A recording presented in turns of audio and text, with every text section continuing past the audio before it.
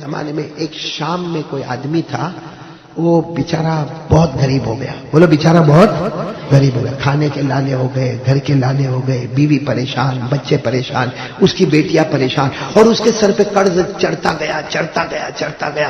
آخر میں وہ پریشان ہو گیا. کہاں رہتا تھا؟ ملک شام، سیریا میں رہتا تھا. ایک دن اس نے سوچا کہ یہاں میرا کچھ بنے گا نہیں، مجھے مدینہ جانا ہوگا. اس وقت مدینے میں سب سے بڑے بادشاہ خلیفۃ المسلمین حضرت ابو بکر صدیق. بولو کون؟ حضرت ابو بکر. وہ شام کا رہنے والا غریب آدمی، بچیوں کی شادی کرانا ہے، قرضے میں ڈوبا ہے، گھر میں روٹی نہیں ہے، گھر میں کپڑا نہیں ہے. وہ بیچارہ معلوم نہیں کوئی دبلی ابلی اونٹ کے اوپر بیٹھا، اور اونٹ پر بیٹھ کر بیچارہ شام سے چلا. شام یعنی سیریا سے معلوم نہیں کتنے دن اور کتنے راتوں کا سفر کر کے بولو کہاں پر پہنچ گیا؟ مدینہ پہنچا. اب مدینہ پہنچا سیدھے حضرت ابو بکر کے گھر پر. بولو سیدھے حضرت ابو بکر، کیونکہ اس وقت مدینے میں سب سے بڑے بادشاہ کون تھے؟ حضرت ابو بکر. خلیفۃ المسلمین کون تھے؟ حضرت ابو بکر. امیر المومنین کون تھے؟ حضرت ابو بکر. تو وہ سیدھے آیا حضرت ابو بکر کے گھر کا دروازہ ماشاءاللہ بڑا دروازہ تھا. اس نے دروازہ کھٹکھٹایا اور دروازہ دیکھ کر سوچنے لگا اتنا بڑا دروازہ ہے، حضرت ابو بکر کے پاس کتنا پیسہ ہوگا اور پورے مدینے کی دولت ان کے پاس ہوگی، میرا تو کام ہی ہو جائے گا. اب انہوں نے سننا وہ حضرت ابو بکر کا دروازہ کھٹکھٹایا. حضرت ابو بکر نے دروازہ کھولا. کون؟ تو انہوں نے کہا السلام علیکم. وعلیکم السلام. پھر کہا میں تو کہاں سے آیا ہوں؟ سیریا، شام سے آیا ہوں. اور روت کر کہنے لگا میں بہت غریب ہوں، میری جوان بیٹیاں ہیں، میرے گھر میں کھانے کے لانے پڑے، میری بیوی تڑپتی، میرے بچے تڑپتے. وہاں ملک شام میں میری کوئی مدد نہیں کیا. کسی نے مجھے مشورہ دیا کہ مدینہ چلے جاؤ، ابو بکر تمہاری مدد کریں گے. تو آپ تو ابو بکر ہے، آپ تو سارے مسلمانوں کے خلیفہ ہیں، آپ میری مدد کریں، مجھے کچھ مدد کریں تاکہ میں شام میں جاؤں، واپس سیریا جاؤں، اپنے بیوی بچوں کو کھلاؤں پلاؤں اور کوئی دھندا کاروبار کروں، آپ میری مدد کریں. تو حضرت ابو بکر نے دروازے پر سب سنا تو کہا آؤ گھر میں آ جاؤ. گھر میں آئے تو دیکھا کوئی فرنیچر ہی نہیں، گھر میں صرف چٹائی بچھی ہوئی ہے. تو وہ کہنے لگے آپ کا گھر ہے، آپ مسلمانوں کے بادشاہ ہیں. حضرت ابو بکر نے کہا تو کس کے دروازے پر آ گیا؟ میرے دروازے پر آیا. آج تیسری صبح اللہ کی قسم مجھے کھانے کو کچھ نہیں ملا ہے. آج تیسری صبح مجھے کھانے کو کچھ نہیں ملا. یہ تو بڑا عجیب معاملہ ہو گیا کہ فقیر کے دروازے پر آ گیا. میں فقیر کے دروازے پر آ گیا. میرے بھی تیسری صبح ہے، میرے کھانے کو کچھ نہیں. وہ میری بیوی اندر رو رہی ہے، میری بیوی کو بھی کھانے کو کچھ نہیں، میرے بچوں کو کھانے کو کچھ نہیں. میں بھلے بادشاہ ہوں، امیر المومنین ہوں، خلیفۃ المسلمین ہوں، لیکن میں بھی امانت دار ہوں نا، میں ایسے ویسے پیسے تو نہیں لے سکتا. تو وہ جو آئے تھے وہ کہنے لگے میں تو بہت امید سے آیا تھا، آپ کے پاس تو کچھ بھی نہیں.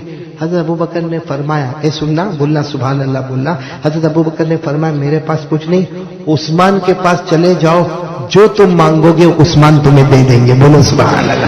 کن کے پاس چلے جاؤ؟ حضرت.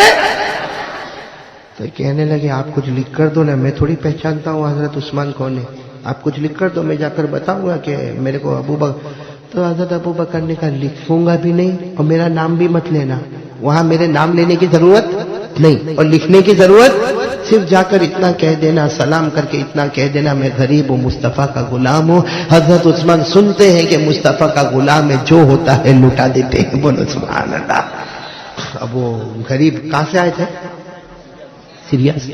چلے پوچھتے حضرت عثمان کے گھر پر پہنچے. اب جیسے حضرت عثمان کے دروازے پر آئے تو دیکھا حضرت عثمان تو اپنے بچوں کو ڈانٹ رہے. اب بھائی حضرت عثمان کے جو بچے ہوں گے نا، حضرت عثمان بچوں کو ڈانٹ رہے، زور سے ڈانٹ رہے کہ میرے بچوں، ایک دن دودھ پینے کا صبح ناشتے میں، اور ایک دن شہد پینے کا، اور ایک دن کھجور کھانے کا. اے میرے بچوں تم کو کیا ہو گیا؟ تم تو دودھ بھی پیتے ہو، شہد بھی پیتے ہو، کھجور بھی کھاتے ہو، یہ سب ساتھ میں کیوں کرتے ہو؟ اب یہ تو دروازے پر ہے. سوچا ہو یہ تو بچوں کو ڈانٹتے کہ دودھ کائے کو پیتے ہو، شہد کائے کو پیتے ہو، یہ مجھے کیا دیں گے. لیکن سوچا کہ چلو جائے تو صحیح. دروازہ کھٹکھٹایا. حضرت عثمان نے دروازہ کھولا. السلام علیکم. وعلیکم السلام. حضرت عثمان نے کہا آؤ بیٹھو. انہوں نے کہا میں سیریا سے آیا ہوں، ملک شام سے آیا ہوں، بہت غریب ہوں، قرضے میں ڈوبا ہوں، میری جوان بیٹیوں کا نکاح کرانا ہے، میرے گھر میں کھانے کے لالے پڑے ہیں، اور ساتھ میں کیا کہا معلوم؟ میں غریب ہوں اور مصطفیٰ کا غلام ہوں. بولو مصطفیٰ کا. حضرت عثمان نے کہا آپ بیٹھو. جیسا بیٹھے نا تو دودھ کا پیالہ آ گیا، اس کے بعد میں شہد کا پیالہ آ گیا، اس میں کھجور کا حلوہ آ گیا. تو سوچنے لگے بچے کو تو دودھ اور کھجور کے واسطے ڈانٹتے تھے اور میرے کو دودھ بھی دے دیا، شہد بھی دے دیا، اور یہ بیچارے مسافر تھے، کتنے دن کے بھوکے تھے، انہوں نے دودھ بھی پی لیا، شہد بھی پی لیا، کھجور کا حلوہ بھی کھا لیا.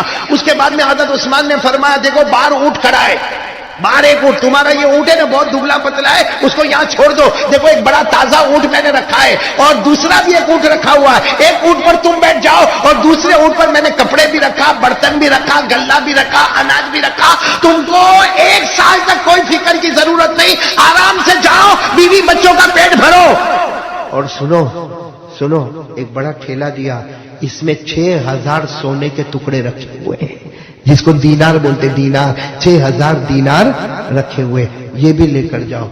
تو یہ تو ایک دم بھائی کوئی بھی آدمی کانپنے لگے کہ یہ اونٹ میں میرے کو بیٹھنے کا, وہ دوسرا اونٹ میں کپڑا بھی میرا, برتن بھی میرا, زیورات بھی میرے, گلہ بھی میرا, اناج بھی میرا, ساری چیزیں, اور آپ نے مجھے 6000 دینار دے دیے, اتنی بڑی رقم آپ نے مجھے دے دی. بس وہ لے کر جانے لگے. پھر ان کو خیال آیا کہ میں لے کر جاتا ہوں, کم سے کم جزاک اللہ تو بولوں, کم سے کم شکریہ تو ادا کروں, اور کم سے کم تھینک یو تو بولوں. یہ واپس آئے اور آ کر کہنے لگے, عثمان میں آپ کا شکریہ ادا کرنے آیا, آپ نے مجھے گلہ بھی دے دیا, اناج بھی دے دیا, جانور بھی دے دیا, سواری بھی دے دی, کپڑا بھی دے دیا, برتن بھی, اور 6000 سونے کے ٹکڑے دیے, میں آپ کو جزاک اللہ بولنے آیا. تو حضرت عثمان نے فرمایا, میرے کو نہیں بولو, جاؤ ابو بکر کو بول دو. کس کو بولو؟ تو وہ کہنے لگے, نا مجھے حضرت, ان کو منع کیا تھا نا, کہا نا حضرت ابو بکر. حضرت عثمان نے کہا, جاؤ, چلے جاؤ, ہم نبی کے غلام ہیں, ان آنکھوں سے کم دیکھتے ہیں, ان آنکھوں سے زیادہ دیکھتے ہیں. ہم ہماری یہ آنکھوں سے, بصارت والی آنکھوں سے ہم کم دیکھتے ہیں, بصیرت والی آنکھوں سے. چلو, یہ کون سخاوت کرنے والے کون؟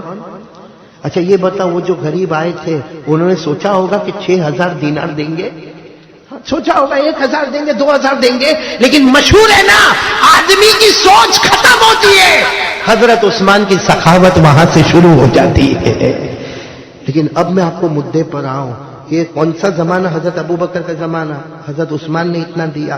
اچھا پھر کن کا زمانہ آیا؟ حضرت عمر امیر المومنین. اس کے بعد امیر المومنین کون بن گئے؟ خود حضرت عثمان. بھائی حضرت ابو بکر کے بعد حضرت عمر, اور حضرت عمر کے وصال مبارک کے بعد خود. اب بتاؤ حضرت عثمان کے پاس کتنی دولت ہوگی, کیونکہ پہلے سے خود مالدار ہے. ان کے پاس معلوم نہیں مدینے کے کتنے کھیت ہیں, کتنے باغات ہیں, کتنی زمین ہے, کتنی جائیداد ہے, کتنی پراپرٹی ہے. حضرت عثمان کے پاس بہت کچھ ہے. بولو مالداروں کے مالدار کون تھے؟ بولو حضرت. لیکن اب میری ماں, بہنیں, بیٹیاں سب لوگ سننا, یہ پوائنٹ پر آ رہا ہوں, بات ختم کر رہا ہوں. حضرت عثمان جو ہے نا بہت مالدار تھے. بولو بہت. لیکن جب جیسے ابھی احمد آباد میں کیسے رات ہو گئی, 12:30 بج گئے نا, بولو بج گئے نا, ویسے وہاں مدینے میں بھی جب رات ہو جاتی تھی نا, آپ امیر المومنین بادشاہ, آپ کے پاس دولت کی کوئی کمی نہیں, لیکن رات کو جب بالکل اندھیرا ہو جاوے نا, سب لوگ سو جاوے, تو حضرت عثمان سیدھا سادہ کپڑا پہنتے تھے اور سیدھے قبرستان جاتے تھے. بولو ہر رات کہاں جاتے تھے؟ اور میرے پیاروں, میری ماں, بہنیں, بیٹیوں سنو, حضرت عثمان قبرستان میں پاؤں رکھتے تھے, اتنا روتے کہ یہاں سے آنسو نکلتے, آپ کی داڑھی مبارک سے آنسو کے قطرے ٹپکتے تھے. کہاں جا کر روتے تھے؟ میں نے بولا کہاں جا کر, ابھی تو قبرستان میں پاؤں رکھا روتے تھے. اب قبرستان میں اس زمانے میں بہت سارے لوگ ایسے رات کو جاتے تھے. اب ایک صحابی دیکھتے تھے کہ حضرت عثمان روز آتے ہیں اور روز آ کر روتے ہیں, اور اتنا روتے کہ آپ کی داڑھی مبارک سے آنسو کے قطرے آتے. تو ایک صحابی نے ایک دن پوچھا, امیر المومنین, بھائی حضرت عثمان تو امیر المومنین تھے, کہا آپ اتنا قبرستان میں کیوں روتے ہو؟ آپ کے سامنے جنت کا ذکر آتا ہے, آپ نہیں روتے؟ آپ کے سامنے جہنم کا ذکر آتا, آپ نہیں روتے؟ آپ اتنا کیوں روتے ہو؟ حضرت عثمان, اے احمد آباد والوں سنو, حضرت عثمان نے زور سے چیخ ماری اور کہا, میں نے میرے نبی کو کہتے ہوئے سنا ہے, یہ قبرستان اور یہ قبر, یہ آخرت کی منزلوں میں پہلی منزل ہے. بولا آخرت کی منزلوں میں. اور حضرت عثمان کہتے ہیں, میرے نبی نے فرمایا, جو یہ منزل میں بچ گیا وہ ہر منزل میں, اور جو یہ منزل میں پکڑا گیا نا, تو یہاں کا عذاب بہت خطرناک ہے. جو یہ منزل میں پکڑا گیا ہر منزل میں پکڑاتا جائے گا. تو میرے پیارو, یہ حدیث آپ نے سنی, حضرت عثمان نے کیا فرمایا, قبر آخرت کی منزلوں میں. پوری حدیث پاک لکھی, کان اذا وقف على قبر بكى حتى تبل لحيته فقيل له تذكر الجنة والنار فلا تبكي وتبكي من هذا. فقال عثمان رضي الله تعالى عنه سمعت رسول الله صلى الله عليه وسلم يقول إن القبر أول منزل من منازل الآخرة فإن نجا منه فما بعده أيسر منه وإن لم ينجو منه فما بعده أشد منه.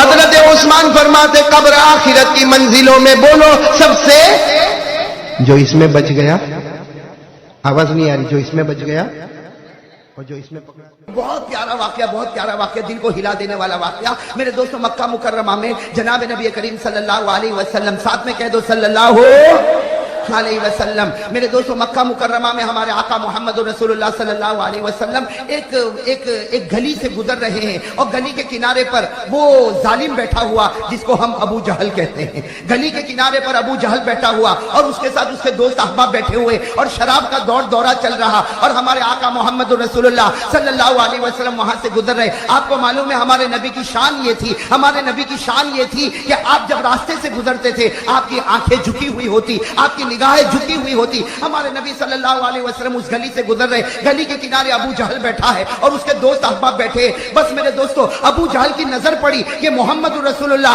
صلی اللہ علیہ وسلم گزر رہے. بس اس نے گالیاں بکنا شروع کی, بےہودہ باتیں کرنا شروع کی اور بولتے بولتے اس نے کہنا شروع کیا او انظروا الی محمد, ارے دیکھو دیکھو یہ محمد جا رہا, یہ کہتا کہ میرے اوپر قرآن اترتا ہے, یہ کہتا ہے کہ آسمان سے اللہ اس سے باتیں کرتے, یہ کہتا ہے کہ جبرائیل اس کے پاس آتے ہیں. ارے یہ تو ایک انسان ہے اور مکہ میں پیدا ہوا, مکہ میں پیدا ہونے والے کے اوپر قرآن کیوں اترنے لگا, اللہ کیوں باتیں کرنے لگا اور آسمان سے فرشتہ کیوں اترنے لگا. یہ کہہ کر زور زور سے ہنسنے لگا. ابو جہل بھی ہنسے, اس کے دوست بھی ہنسے, لیکن قربان جاؤ ہمارے آقا محمد رسول اللہ صلی اللہ علیہ وسلم نے کوئی جواب, اس لیے کہ قرآن بھی یہی کہتا ہے کہ جاہل کچھ بولے تو جواب مت دے.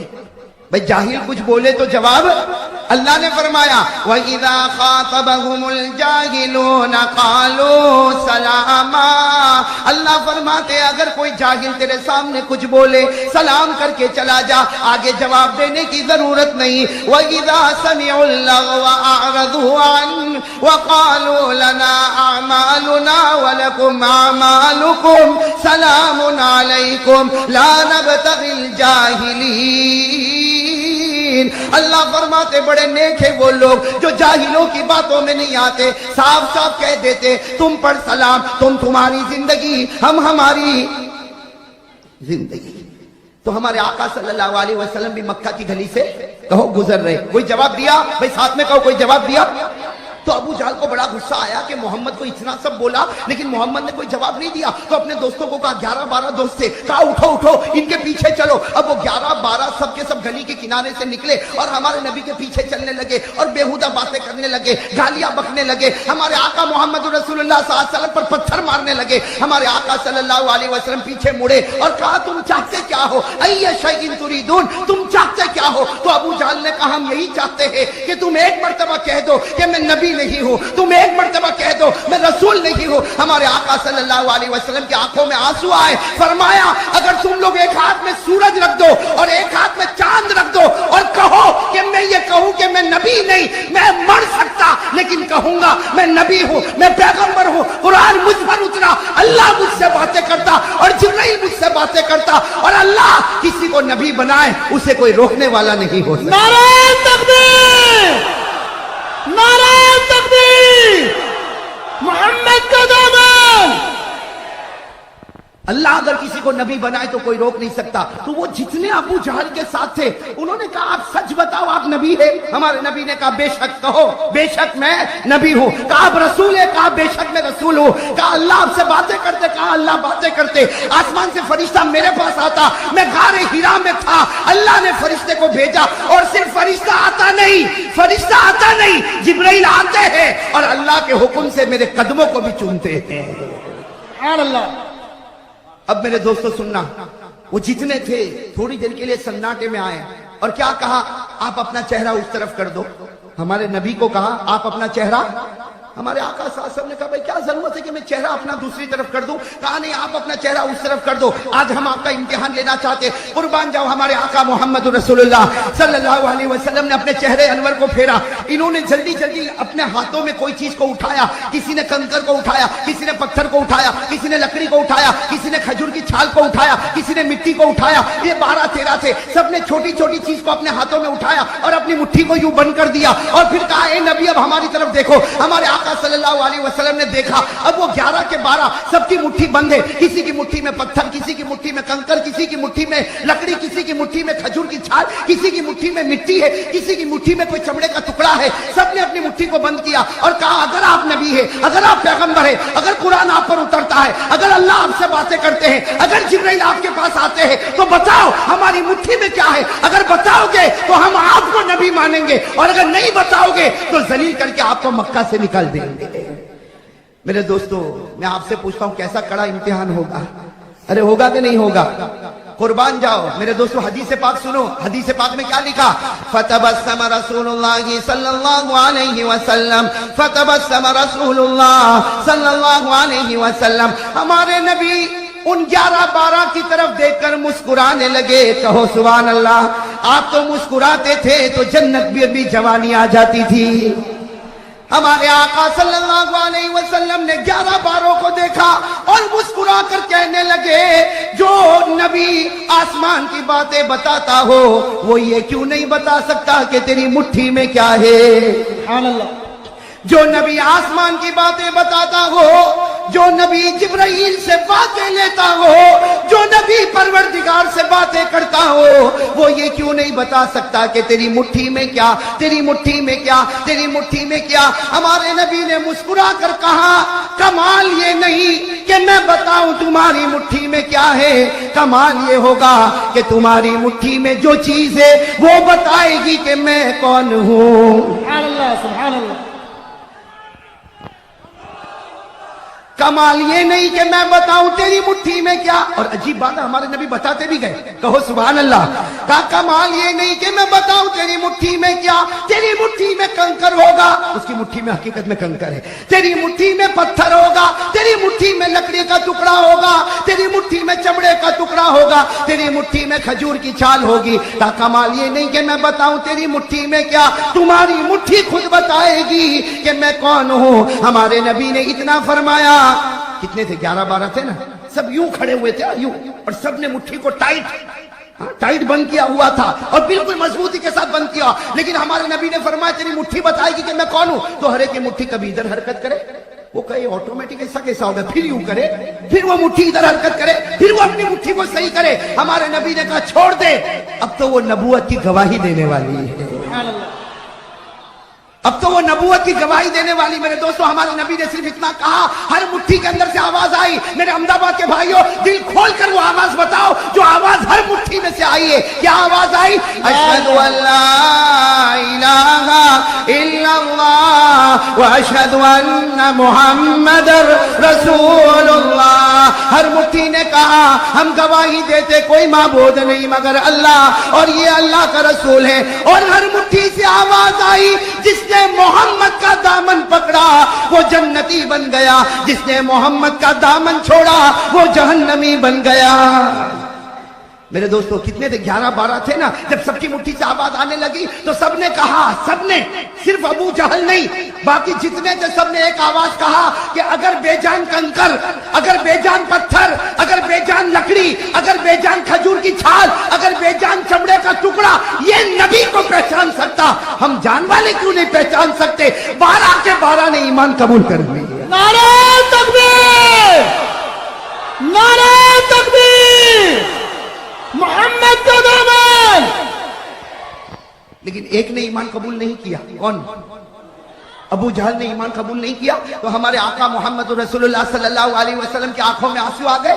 کہا اللہ، اے اللہ، سب نے قبول کر لیا لیکن یہ مکے کا چودھری، یہ مکے کا رئیس، یہ مکے کا چودھری، یہ مکے کا رئیس، یہ مکے کا سرپنچ، یہ مکے کا بڑا، اس نے ایمان قبول نہیں کیا، اللہ باقی سب نے ایمان قبول کر لیا۔ اللہ تبارک و تعالیٰ نے فرمایا جس کو میں ہدایت دوں اس کو ہدایت ملتی۔ میں نہیں چاہتا کہ مکے کا سردار ایمان قبول کرے، میں تو چاہتا حبشے کا کالا کلوٹا بلال ایمان قبول کر لے۔ سبحان اللہ۔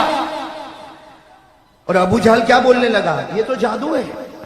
کہا یہ تو جادو ہے۔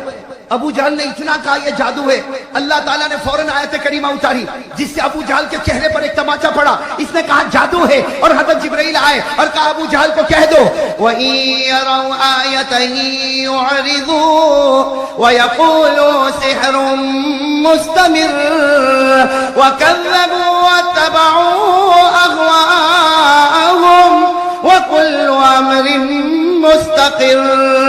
جیسے ابو جہل نے کہا کہ جادو ہے، حضرت جبرائیل آئے اور کہا کہ ابو جہل کو کہہ دو تیرے ایمان کی ہم کو ضرورت نہیں، تو نشانیوں پر نشانی دیکھتا جائے گا اور جادو